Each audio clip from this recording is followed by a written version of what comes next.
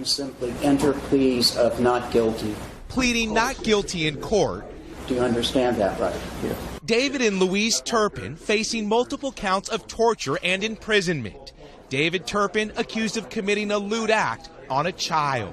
This is severe, emotional, physical abuse. There's no way around that. These defendants are facing up to 94 years to life in prison. The district attorney says the 13 children lived in a home described as a torture chamber. They were chained, abused, and allowed to shower only once a year. Tonight, a law enforcement official tells NBC News the children were fed one rationed meal each day. They began to be tied up, first with ropes.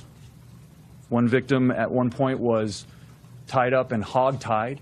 The victims are so weak, they're receiving antibiotics and nutrition through an IV. So malnourished, they could still go into shock. The Turpin's 29-year-old daughter weighs just 82 pounds. These defendants eventually began using chains and padlocks to chain up the victims to their beds. The alleged abuse got worse over time. There were beatings and strangulation. They were not allowed to have toys, although there were many toys found in the house that were in their original package and had never been opened.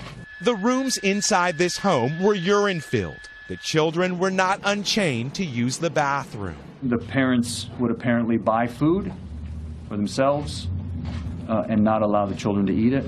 Tonight, David and Louise Turpin shackled and hauled back to jail. A confinement, say investigators, more humane than what they subjected their own children to. When investigators arrived here, they say a 22-year-old was chained to a bed. They say many of the children didn't even know what a police officer was. Hundreds of journals kept by the children have also been recovered. And tonight, Savannah, the district attorney says the suspects, the parents in this case, used to eat cake and pie in front of their starving children as they were forced to sit there and watch.